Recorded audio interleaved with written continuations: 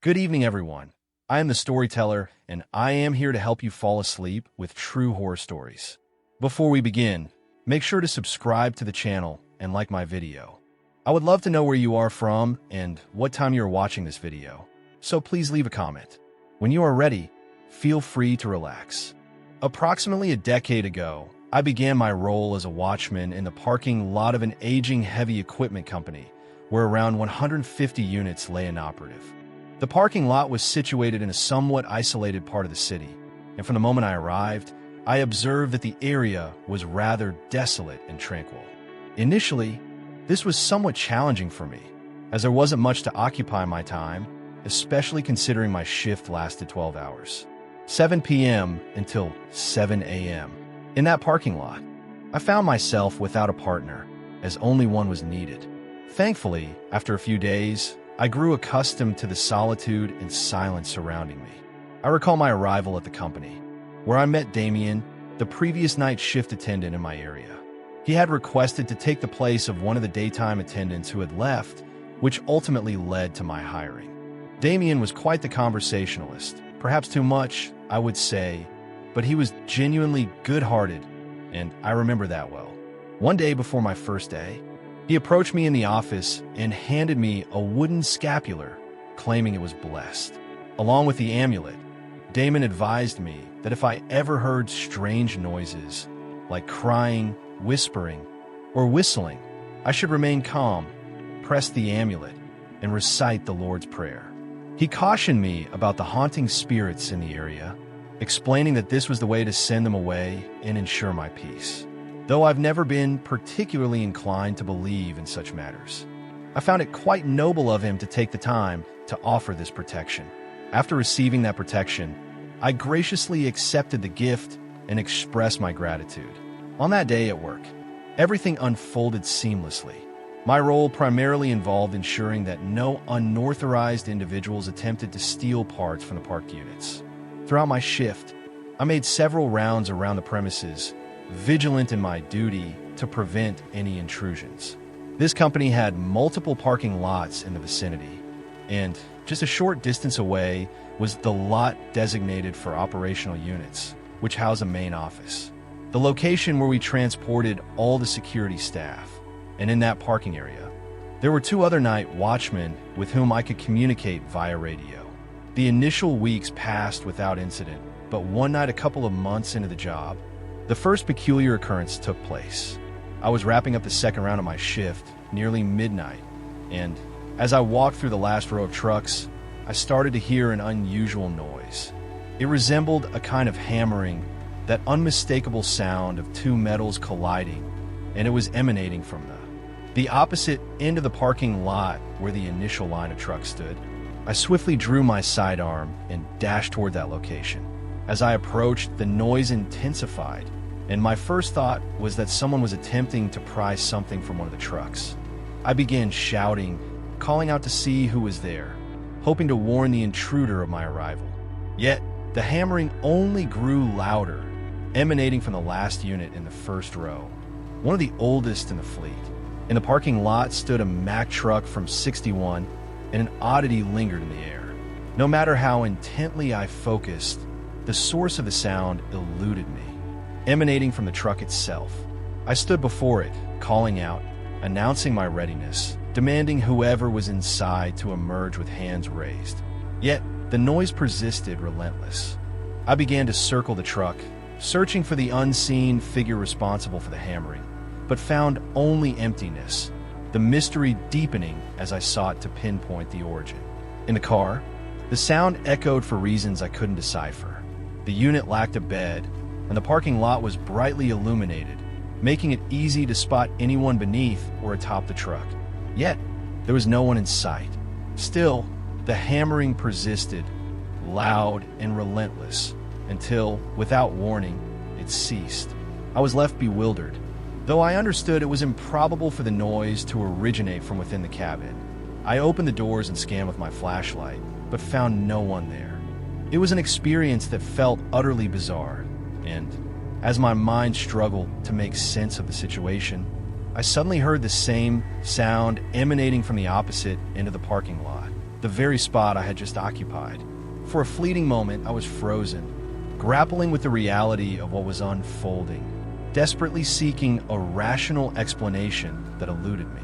Nevertheless, I pushed aside my confusion and sprinted once more to the far end of the lot.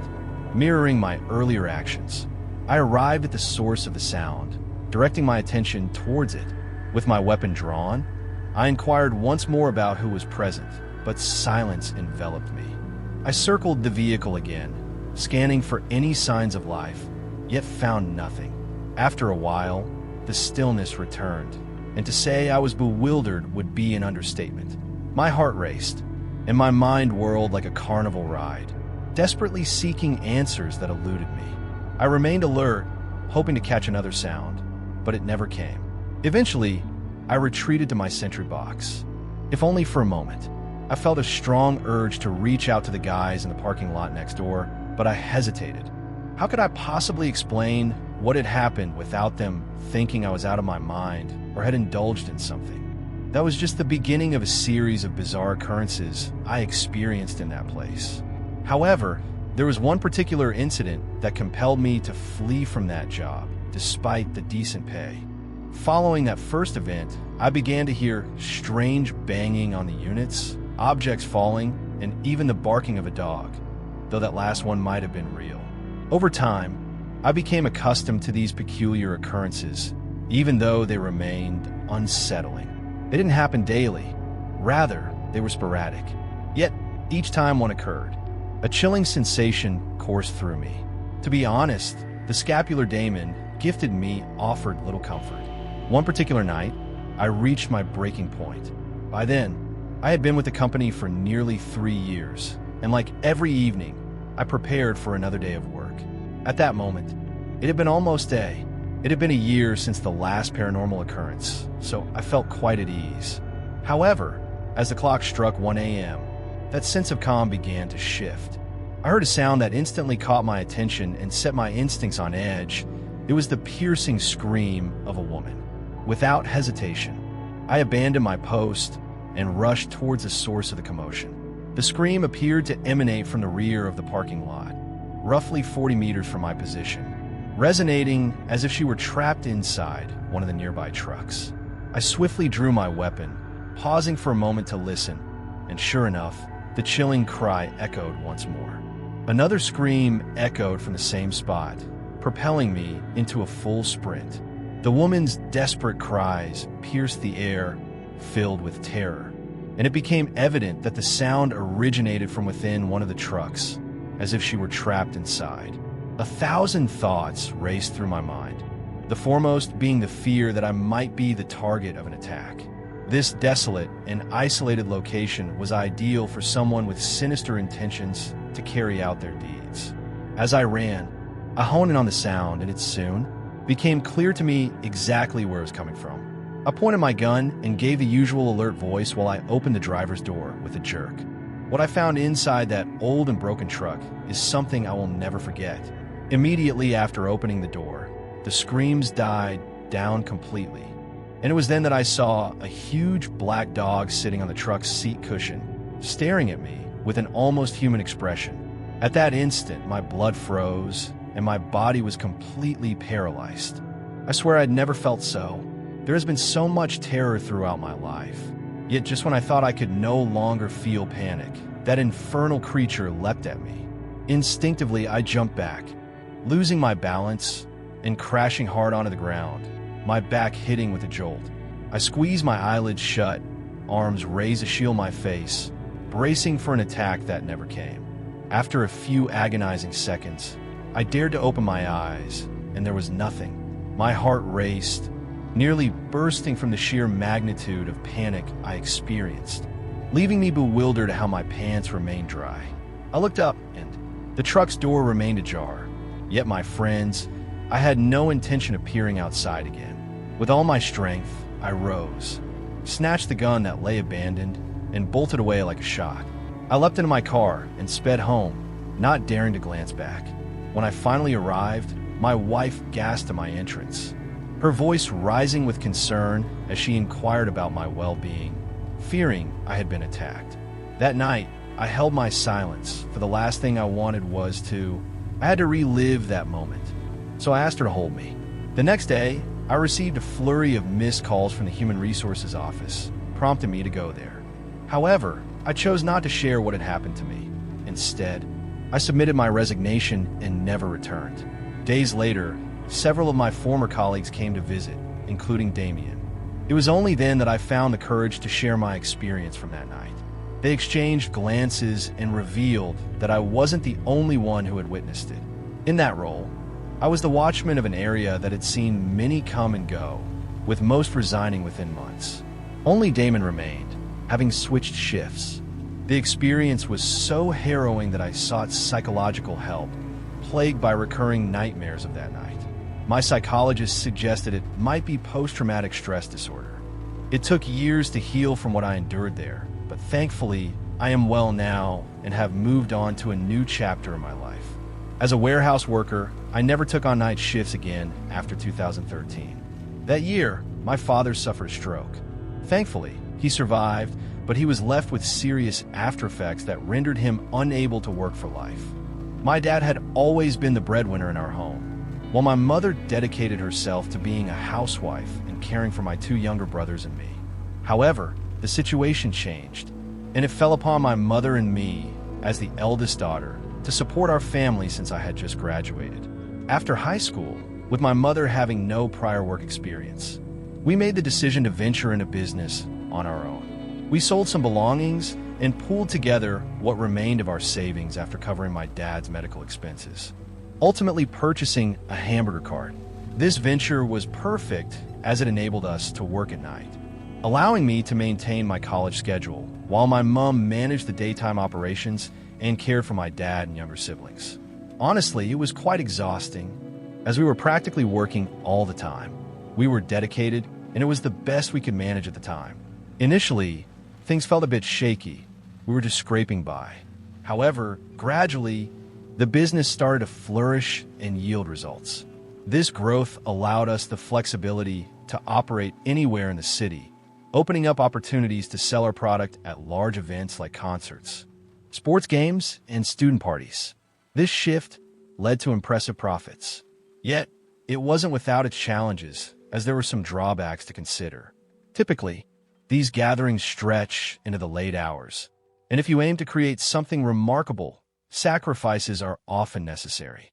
It was during one such event, where the day lingered into the night, that I encountered a chilling experience I'm about to share. On one occasion, a baseball game took place in a stadium situated in a rather secluded part of the city. Newly constructed, it had quickly become the trendy sports destination. This event showcased two of the leading local teams, and the game had garnered significant attention. The radio and the press had made it clear that attendance would be high, and my mom and I recognized this as a chance to earn some much-needed cash back home. The event wrapped up around midnight, proving to be a success for both the organizers and us, as we managed to sell everything. The only downside was that it stretched on until about 2 a.m. As the fans departed the stadium, our hamburger sales began to soar, a moment we knew we had to seize. Mom and I were busy tidying up, gathering everything, when suddenly my 13-year-old brother called in a panic, urging Mom to come home immediately because Dad was having a seizure. These seizures were just one of the many consequences of the stroke Dad had endured 2 years prior. Though they happen often, the urgency in my brother's voice made it no less alarming. I insisted that my mom leave right away, home, and assist Dad while I finished packing up, clean the car, and have it ready for her return so that all that remains is to hook it up to the truck and go. Mom hesitated for a moment, not wanting to leave me alone with everything, but at that time, there were still plenty of people around, along with other street vendors gathering their things. I didn't see any issue with her leaving and coming back for me later. However, shortly after she left, people began to depart from the area. We were departing, leaving me increasingly solitary. I entered the hamburger cart, the counter already closed, to tidy up and put things away. When I stepped outside to gather the remnants, I noticed that everyone had already gone. Only a couple of cars were visible in the distance in the stadium parking lot, where some seemed to still be celebrating, though it was quite far from my position. I glanced at my cell phone and saw it was already 3:30 in the morning. I called my mom to check in. Everything was progressing when she informed me that she had already stabilized my dad and was on her way out. She inquired if there were still people present, and I fibbed, assuring her there were, to keep her from worrying. Meanwhile, I returned to the car to continue washing the dishes and pass the time, as the journey from my house to my current location took about 30 minutes. While I was occupied, I heard someone knocking on the counter window. I called out from inside that it was closed, but they knocked again, prompting me to repeat that it was closed. They persisted. Knocking echoed through the silence, and my nerves began to fray. I called out, asking who was there, but received no reply. The knocking ceased. After a moment of hesitation, I decided to take a peek. I opened the counter window and scanned the surroundings, but found no one in sight. Not a single soul. I glanced towards the parking lot where the party had been, only to discover it was deserted. The vast expanse of the parking lot, devoid of trees or hiding spots, stretched out besides the baseball stadium, amplifying the eerie stillness. Only the street lights illuminated the endless stretch of asphalt. I stepped out of the car, glancing around in search of any signs of life, but found none. In that moment, uncertainty washed over me. Was I relieved or frightened? I attempted to brush it off and returned to the car to resume my work, ensuring the door and window were securely closed as I settled in. Then came 3 sharp knocks on the window. I remained silent, my senses heightened, fully aware of the tension in the air. Nerves began to surface again. They knocked, and then again and again and again, louder and louder. My heart began to pound. I truly wished with all my being that this was a bad joke. As crazy as it may seem, I summoned my courage, and as they knocked on the window, I opened it with a bang to see who was there. When I did, I couldn't believe my eyes. There was no one. No one. With my breath hitching and my nerves on edge, I got out of the car again and once more turned it around, looking in all directions. I even peered beneath it, but there was no one in sight.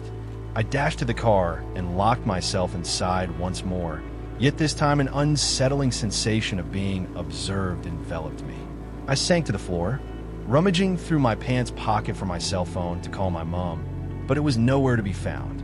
Then, the knocking began again, first on the window, then on the door, and the metal walls reverberated with the sound.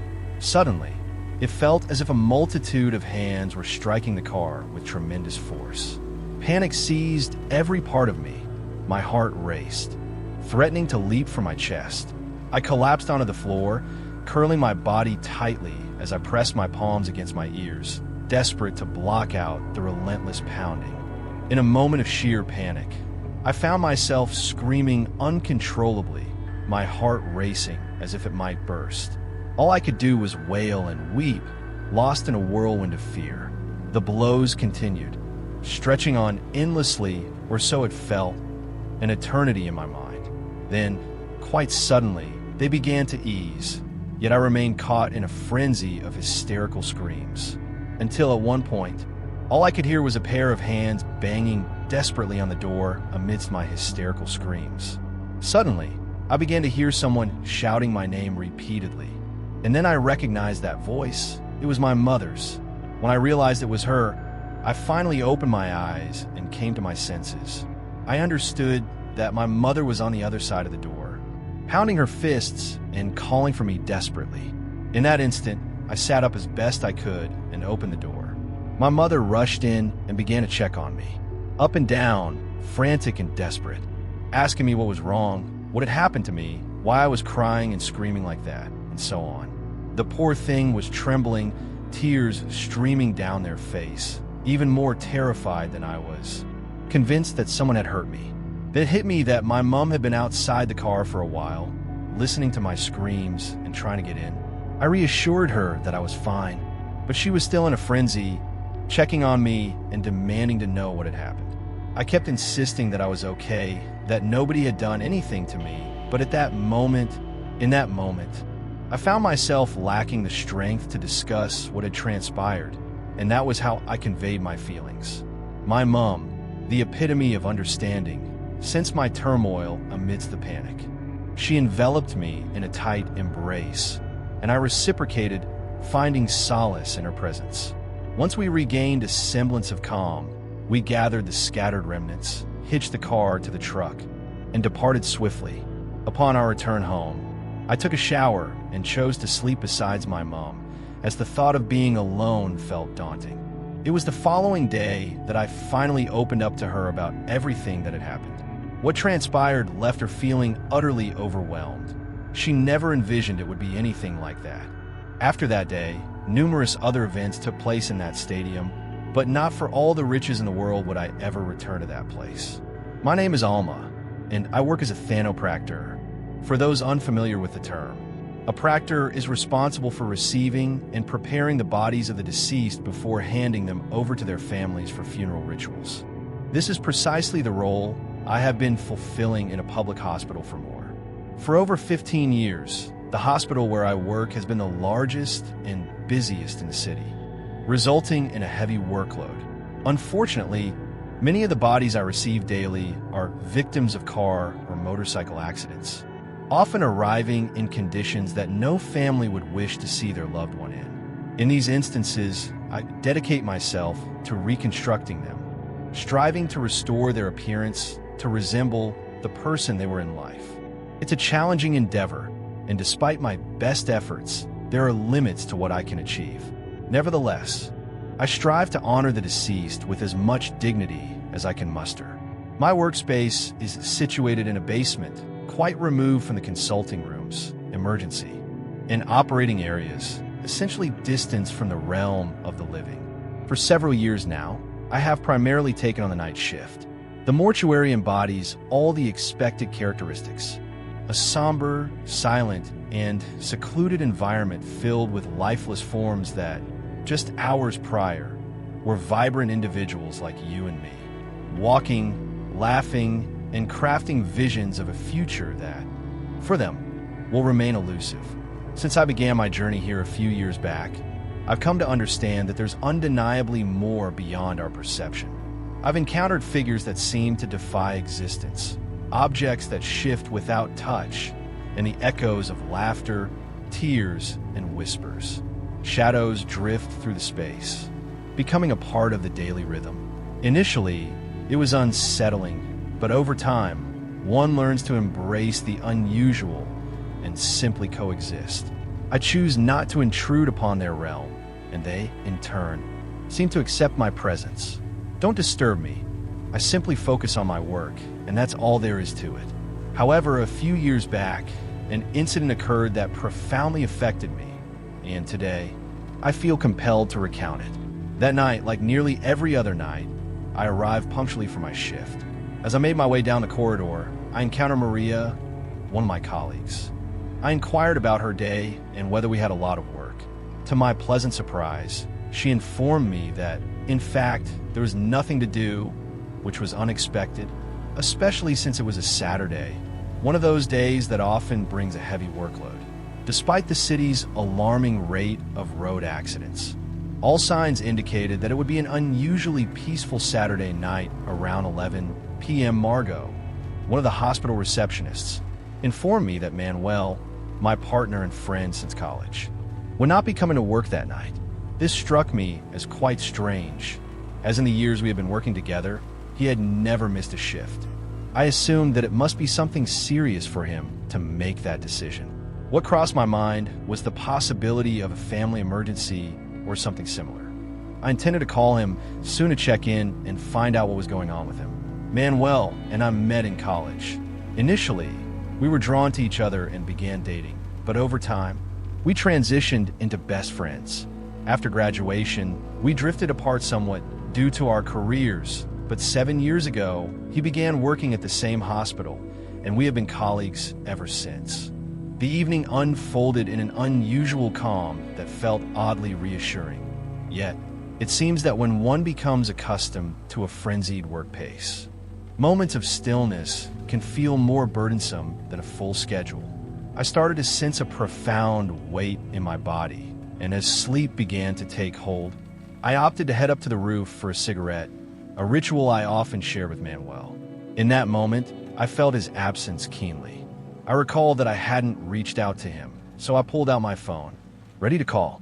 Just then, a pair of trauma nurses arrived on the roof. Just as unoccupied as I was that night, we began to talk, and I lost track of time, forgetting to call Manuel.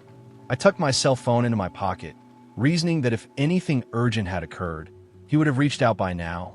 After conversing for a while, I felt it was time to head down to the dungeon, as we referred to the mortuary area. However, as I walked down the hall, I spotted Manuel approaching from the opposite direction. I called out to him, eager to ask what had happened and if everything was all right, but instead of coming towards me, he just looked at me, smiled at me, as usual, and went straight into his room. When I saw that he entered his area, I was about to go there to talk to him, but then I saw that one of the emergency nurses was running towards me. She looked agitated, and when I was about to ask her what was wrong, she interrupted me and told me that Manuel had had an accident and was in the emergency room. I was very NF. Use what do you mean in the emergency room? Manuel had just entered his room. I told the nurse that I had just seen him entering his area, and she gazed at me as if I had sprouted a horn, repeating that Manuel had just been in an accident and was currently receiving treatment in the emergency room. She cautioned me that his condition was truly critical. Upon hearing this, I was left in shock. I stepped forward and peeked into my friend's workspace, and indeed, he was absent. A dreadful chill coursed through my body, and I fervently prayed to God that my fears were unfounded. Yet deep down, I understood that the worst had already transpired. Leaving Manuel's area, I felt an urgent need to rush to the emergency room. Yet, just a few meters from the morgue's exit, the orderlies arrived with a stretcher bearing the first body of the night. Their tears spoke volumes, and I didn't need any words to understand that it was Manu. That moment was one of the most excruciating I have ever experienced. Words fail to capture the depth of my emotions as I stood there, witnessing my friend covered by a white sheet. No matter how familiar one becomes with lifeless bodies, nothing can truly prepare you for such a sight.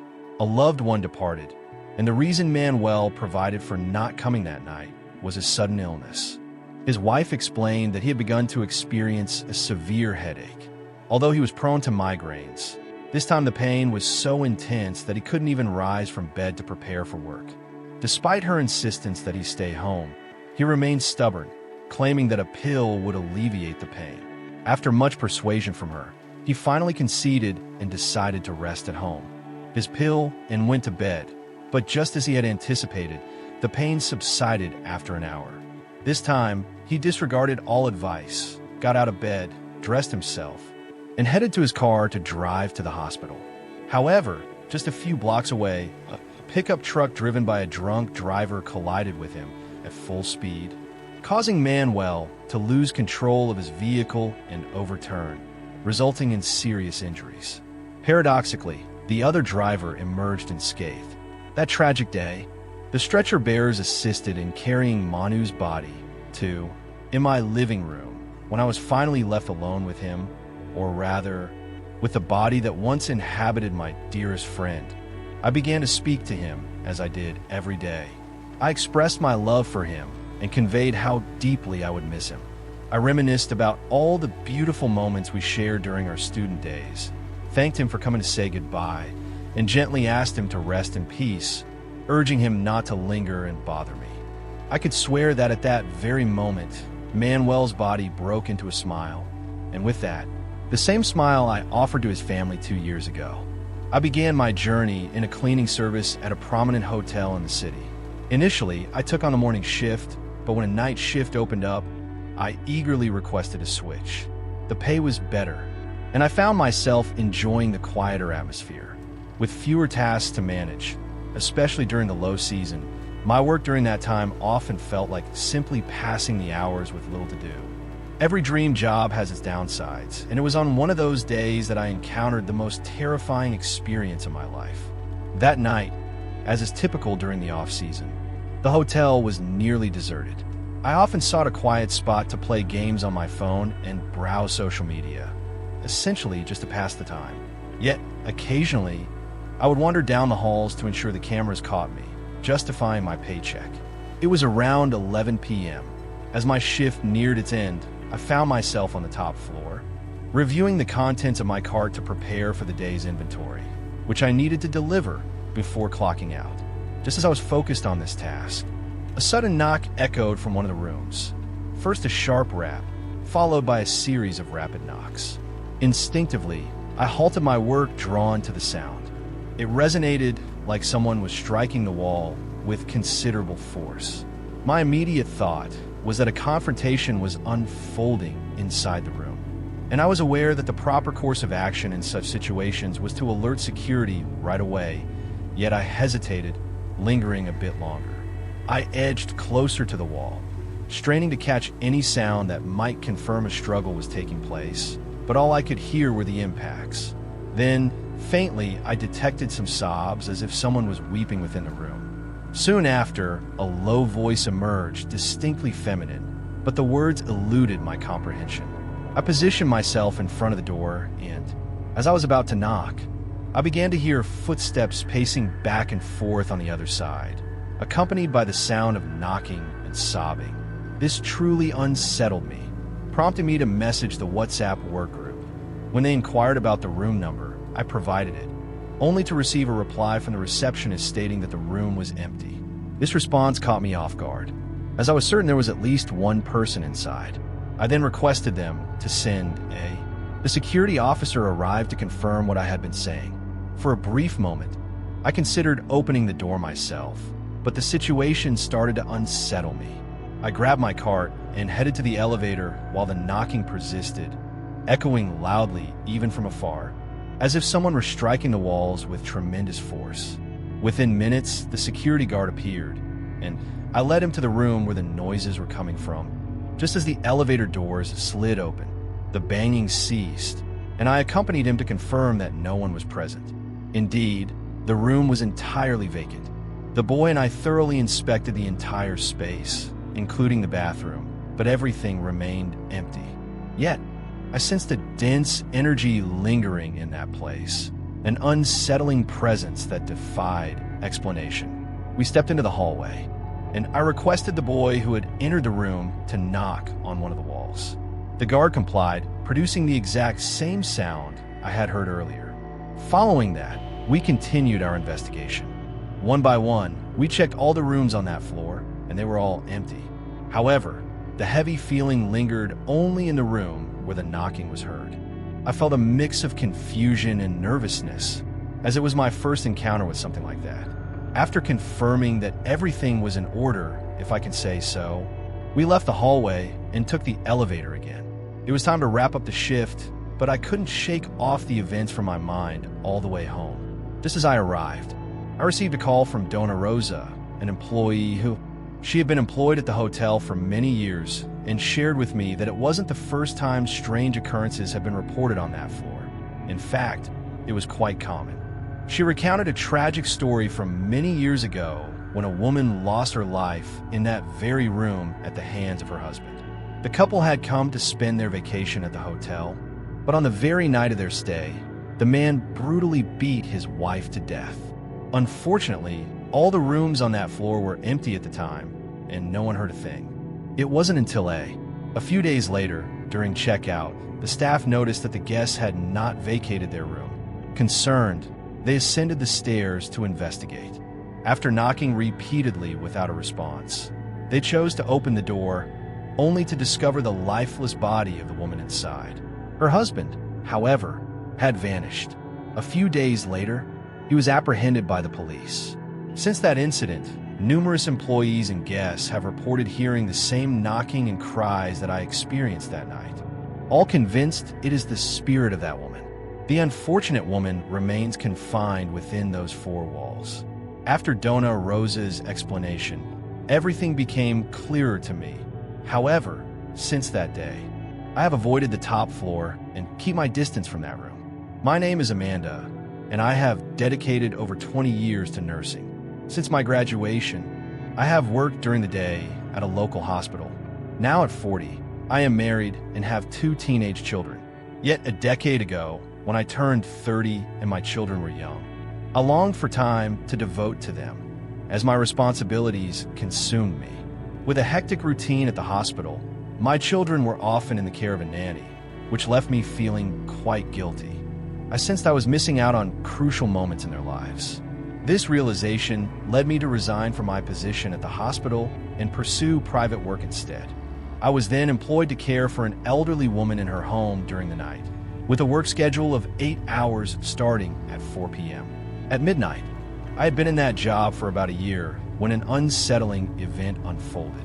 That night, like every other, I left work at the usual time, around midnight, and was preparing to head home. However, when I attempted to start my car, it began to falter. It had been experiencing a minor mechanical issue for a few days, but I hadn't found the time to take it to the workshop. It still functioned, but that night the problem escalated. I tried to start it several times without success until, finally, it roared to life. But when I attempted to, as I reversed out of the parking lot, the car unexpectedly shut off again. It started back up, but with a long drive ahead, I felt uneasy about leaving at that hour with a vehicle that seemed unreliable. The thought of an accident loomed large, especially since I had no cell phone with me. I had left it at home in my rush. Without a way to reach my husband for help, I sat in the car for a while, fighting the rising tide of panic. As I contemplated how to reach home, I noticed a 24-hour store nearby. I made my way there, purchased some candy, and approached the clerk to borrow his cell phone to call my husband. I dialed, but the phone rang several times without an answer. That night, my husband had set up a tent in the garden with our children, and they were likely asleep by then, or perhaps he had left the phone inside the house. Regardless, I had to return the phone to the clerk, who had been so kind.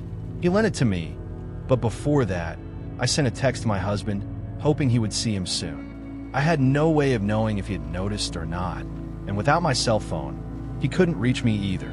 I felt like I was running out of options. It had already been an hour, and it was close to 1:00 a.m. There I was, lingering outside the store, grappling with the reality of my situation and pondering how on earth I would make it home. The thought of attempting the drive with a malfunctioning car weighed heavily on my mind. Just then, an imposing 18-wheeler rolled up and halted right in front of me. As the driver emerged, perhaps sensing my unease or simply finding it odd to see a woman alone at that hour, he inquired if I was facing any trouble. It was evident that I had a significant dilemma. Yet, this man was a complete stranger, yet I assured him everything was fine. He inquired if I was sure, and I revealed that my car was indeed damaged, but my husband was on his way to pick me up. He smiled kindly, and to my surprise, mentioned that he had noticed me standing there for quite some time, having stopped by earlier to make a delivery. When he returned, he chose to stop at the store. The man turned out to be quite nice, which is something not everyone does, taking the time to notice someone in need. A stranger found himself in a predicament, halting his own affairs to offer assistance. I expressed my gratitude for his kindness, but reassured him not to fret, as I had already sent a message to my husband, who would arrive shortly. The man insisted he couldn't leave me in that situation, fearing for my safety and feeling a sense of responsibility. I thanked him once more, acknowledging his concern and recognizing the truth in his words about the risks of being alone at that hour. I then requested a favor from him and took me to the nearest 24-hour service station at the next exit. This way, if I had to spend the night, I would be in a safe place and could use the pay phone to call my husband. The driver kindly agreed, so I went to my car, grabbed my keys, purse, and other belongings, locked the car, and returned to the store where the man's truck was parked. I climbed into the passenger seat of the large vehicle, and he started the engine, driving down the highway. As we traveled, we engaged in small talk, and he asked me how many children I had. I had mentioned 2, and we engaged in one of those typical exchanges that occur between strangers. However, as I spoke, I noticed him decelerating, and I realized he was bringing the truck to a halt. By that time, we had traveled just over a mile, and I could still see the store where I had been moments before in the rearview mirror. At that moment, a sense of alarm washed over me, prompting me to ask him what was happening. Then he began to speak, and I observed a significant shift in his attitude, posture, and manner of speaking.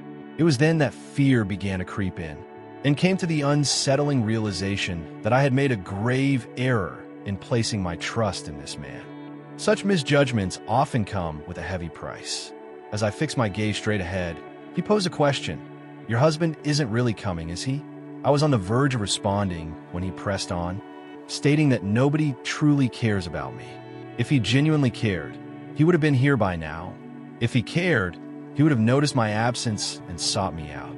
If he truly cared, he would have brought me a nice car, one that wouldn't leave you stranded in a place without a cell phone. I felt tears streaming down my face, overwhelmed by fear, pleading with him to let me out of the truck. I promised him my husband was on his way and begged to return to where I was to wait for him. He responded that it wasn't very wise of me and cautioned that going back could lead to harm, though he didn't clarify who might inflict it. His words hung in the air, and I was utterly terrified, continuing to plead with him. Once more, I found myself waiting for my husband, and I noticed his gaze was unwavering, fixed straight ahead. He never turned to acknowledge me, as if caught in a trance. Just as I was about to speak, he suddenly asked, "Who raised you?" The question threw me off balance. I blinked in confusion before responding, "My mother raised me." He then turned to me and said, "Good answer. I had a mother who raised me, and that is what is saving your life today." As he uttered those words, the man turned his gaze forward, inhaled deeply, retrieved his cell phone, and handed it to me. "Call your husband and tell him to come get you. Don't call anyone else, just him," he instructed. But that was all he said. I understood the weight of his words. I realized that if my husband didn't pick up, it could very well be my undoing. With that thought gnawing at me and panic setting in, I dialed my husband's number, praying fervently to all the saints that this time he would answer. The phone rang, but no response came. One answered. My heart raced and my body tensed, the phone ringing endlessly. Just as I had surrendered to the thought of dying that night, I finally heard his voice. My husband answered, and in that instant, I released the breath I had been holding, attempting to mask my anxiety. I explained that my car had broken down on the road and that I urgently needed him to come for me. Completely oblivious to my distress, my husband informed me that it would take him a bit of time since he had to gather the tools to inspect my car and also escort the children to the bedroom, as they were still in the tent. At that moment, I felt an overwhelming surge of emotion, a mix of despair, anguish, and helplessness, struggling to steady my trembling voice. I informed him that I was in a large truck with a man and urgently needed his assistance. He began to question my words, unable to grasp the gravity of my situation.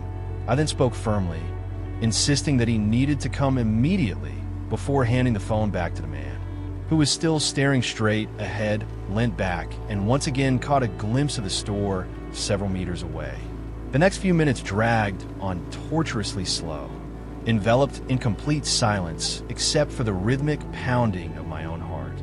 It was then that I noticed, in the rearview mirror, the lights of a vehicle parked near the spot where my car had been damaged. The driver of the truck noticed it too, and before I could utter a word to inform him, it was my husband. He asked me to get out of the truck and go find him. I opened. I flung the door open and leapt out of the truck, nearly losing my balance but quickly regaining my composure. Heart racing, I sprinted down the road towards my husband, desperate to reach him before the truck driver could change his mind.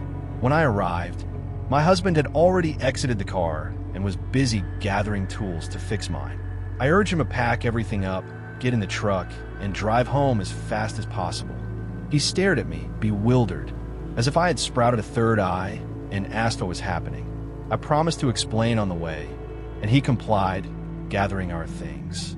All the tools piled into the car, speeding away while the truck remained stationary in its spot as we drove by. I had no desire to glance back for a clearer look at the truck or the man inside. My only wish was to escape that place and return home. But then he began to follow us. The sight of the truck closing and sent my heart racing, and I urged my husband to accelerate. He was bewildered, unaware of the events that had unfolded, but he was eager to leave. Ahead, I noticed that the exit was drawing near, and to head home, we needed to take the road to the right. As we crossed, I noticed the truck continued straight ahead, and we lost sight of it. The relief I experienced when the truck disappeared from the rearview mirror was indescribable. At that moment, I began to share my experience with my husband, but upon hearing my story, he became quite upset. He scolded me for my recklessness, questioning what I had been thinking when I chose to get into a truck with a stranger. As a perfect stranger, I began to feel an overwhelming sense of guilt, fully aware that my recklessness could have led to dire consequences. A haunting thought lingered in my mind.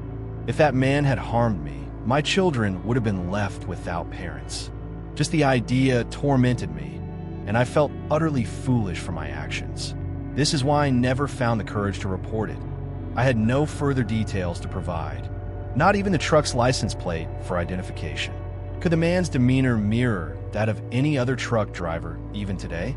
I often ponder whether he truly was a serial killer, or if he had committed such acts before. It haunts me to consider that there may have been other victims who weren't as fortunate as I was.